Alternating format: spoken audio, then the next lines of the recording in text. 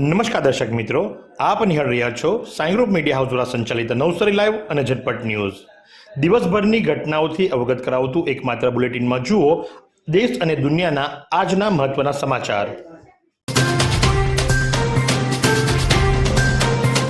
નવસારી ગ્રામ્ય પોલીસ દ્વારા સાયબર ફ્રોડના મોટા આરોપીને ઝડપી પાડવામાં આવ્યો છે. પિયુષ વિનોદરાય પારેખ નામના વ્યક્તિને નવસારી ગ્રામ્ય પોલીસે ઝડપી પાડ્યો છે. સાયબર ક્રાઇમના ગુનામાં તપાસ દરમિયાન પિયુષનું નામ પણ ખુલ્યું હતું.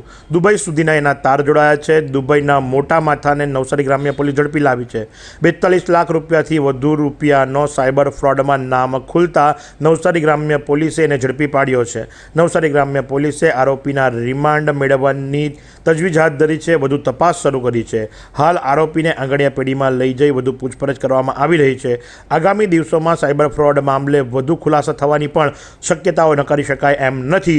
જો કે આટલી મોટી તડાપ માર્યા બાદ પણ નવસારી પોલીસ જે ખરી એ સાવ શાંતિથી બેઠી છે. કોઈ ખુલાસો કર્યો નથી. આગામી દિવસોની અંદર મોટો ખુલાસો થશે એવી શક્યતાઓ સેવાઈ રહી છે.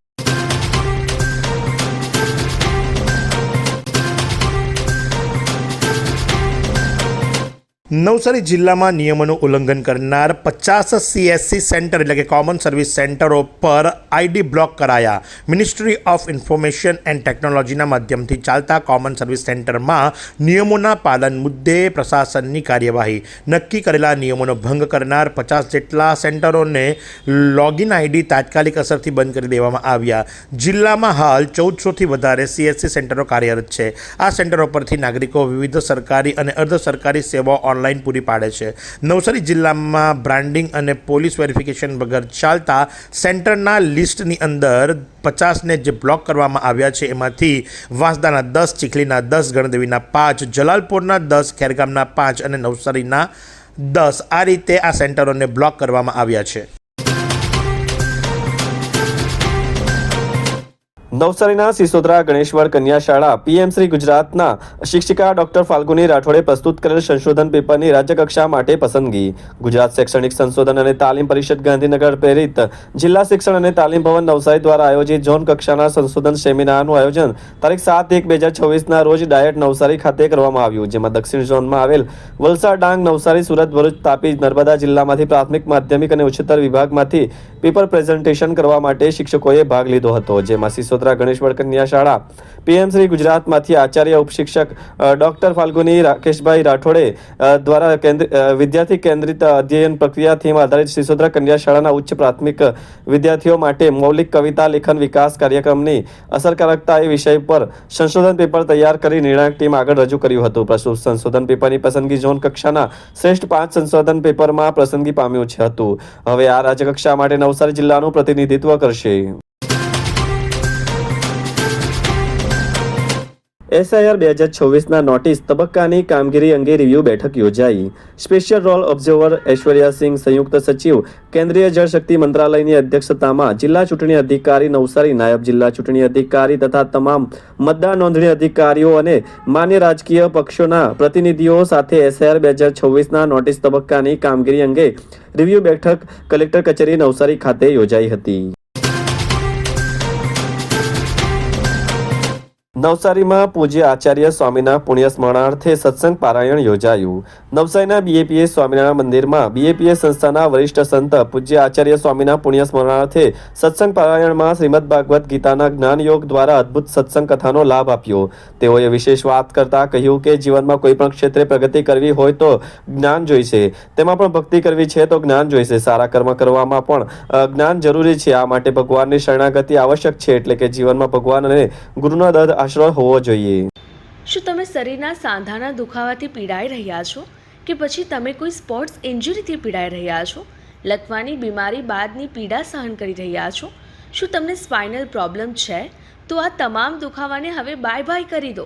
કારણ કે માસ્ટર ડિગ્રી ધરાવતા ખૂબ જ અનુભવી ફિઝિયોથેરાપિસ્ટ ડૉક્ટર અમિત પટેલ પાસે તમે આ તમામ સમસ્યાઓનું સચોટ નિદાન કરાવી ફરીથી નોર્મલ જિંદગી જીવી શકો છો.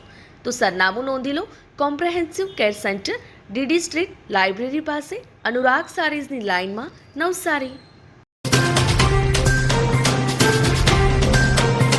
સ્વર્ગસ્થ મહેશભાઈ કોઠારીની સંસ્થા માનવ કલ્યાણ ટ્રસ્ટ મમતા મંદિર વિજલપોર નવસારીના મનોદિવ્યાંગ બાળકોએ રાજ્યકક્ષાએના રમતોત્સવમાં 3 ગોલ્ડ 3 સિલ્વર અને 1 બ્રોન્ઝ મેડલ મળી કુલ 7 મેડલો જીત્યા. મનોદિવ્યાંગ બાળકો તેમનામાં રહેલ ખેલ પ્રતિભા અને સુષુપ્ત શક્તિઓ બહાર લાવી શકે તે હેતુથી ગુજરાત સરકારના ખેલ મંત્રાલય દ્વારા સ્પોર્ટ્સ ઓથોરિટી ઓફ ગુજરાતના નેજા હેઠળ એથ્લેટિક્સ અને સાંઘિક રમતોનું આયોજન તારીખ 5, 6, 7 જાન્યુઆરી 2026 દરમિયાન સાબર સ્ટેડિયમ હિંમતનગર ખાતે કરવામાં આવ્યું હતું. આ સ્પર્ધામાં સમગ્ર ગુજરાતના 33 જિલ્લાના મનોદિવ્યાંગ ક્ષેત્રે કાર્યરત સંસ્થાના મનોદિવ્યાંગ બાળકોએ ભાગ લીધો હતો.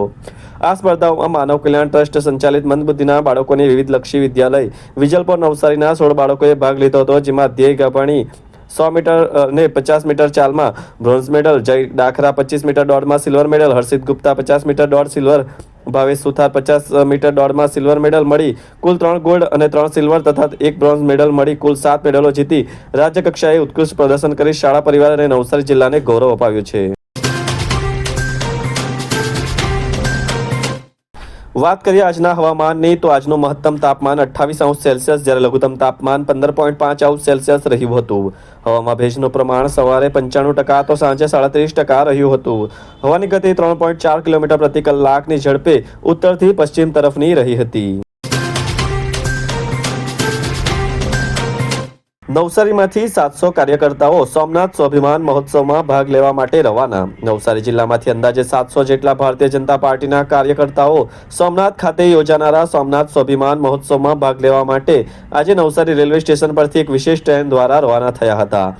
નવસારી રેલવે સ્ટેશન ખાતે નવસારી જિલ્લા ભારતીય જનતા પાર્ટીના પ્રમુખ ભુરાભાઈ શાહ, નવસારીના ધારાસભ્ય રાકેશભાઈ દેસાઈએ વિશેષ ટ્રેનને લીલી ઝંડી આપી રવાના કરી હતી. આ પ્રસંગે જિલ્લાના આગેવાનો તથા મોટી સંખ્યામાં કાર્યકર્તાઓ ઉપસ્થિત રહ્યા હતા. ટ્રેન દ્વારા રવાના થયેલ તમામ કાર્યકર્તાઓ આવતીકાલે સોમનાથ ખાતે દેશના વડાપ્રધાન નરેન્દ્રભાઈ મોદીની ઉપસ્થિતિમાં યોજાનારા કાર્યક્રમની હાજરી આપશે તેમજ સોમનાથ મહાદેવના દર્શન કરી પરત ફરશે. વાંસદા તાલુકાના નવતાડમાં પ્લાસ્ટિક મુક્તિ માટે વ્યાપક જાગૃતિ અભિયાન. આનંદ તપોવન અને પ્રાથમિક શાળા નવતાડની સંયુક્ત પહેલ. બાળકોની રેલી, સફાઈ અભિયાન અને સંકલ્પ સાથે પર્યાવરણ બચાવવાનો સંદેશ. વાંસદા તાલુકાના નવતાડ ગામે પર્યાવરણ સંરક્ષણ અને સ્વચ્છતાની દિશામાં એક નોંધપાત્ર અને પ્રશંસનીય પહેલ રૂપે આનંદ તપોવન નવતાડ તથા પ્રાથમિક વર્ગ શાળા નવતાડના સંયુક્ત ઉપક્રમે પ્લાસ્ટિક મુક્તિ માટે વ્યાપક જાગૃતિ અભિયાનનું આયોજન કરવામાં આવ્યું. આજના સમયમાં પ્લાસ્ટિકના અતિશય ઉપયોગથી પર્યાવરણ, માનવ આરોગ્ય અને જીવસૃષ્ટિ પર થતી ગંભીર અસરોને ધ્યાનમાં રાખી આ અભિયાન યોજાયું હતું. માર્ગ સલામતી સુરક્ષા અભિયાન અંતર્ગત આજરોજ ગણદેવી પોલીસની ટીમ તથા ઉમંગભાઈ દેસાઈ રહે ધનોરી નાઓએ ગણદેવી ખારેલ 4 રસ્તા ખાતે આગામી ઉત્તરાયણના તહેવાર નિમિત્તે આશરે 100 થી વધારે ટુ વ્હીલર ઉપર સેફટી ગાર્ડ લગાવી ચાલકોને હેલ્મેટ પહેરવા માટે પ્રોત્સાહિત કરવામાં આવ્યા તથા માર્ગ સલામતીના નિયમો અંગે માહિતગાર કરવામાં આવેલ તથા ઉત્તરાયણ પર્વ નિમિત્તે ઝુંપડપટ્ટીમાં રહેતા બાળકોને પતંગ, દોરી, ફુગ્ગા, ચિક્કીનું વિતરણ કરવામાં આવ્યું છે. फालूदा मिक्स की इतनी सारी वैरायटीज रिफ्रेश के पास है. अगर आपको भी चाहिए रिफ्रेश के फालूदा मिक्स की इतनी सारी वैरायटीज तो फिर सर्च करो, क्लिक करो, लाइफ को रिफ्रेश करो.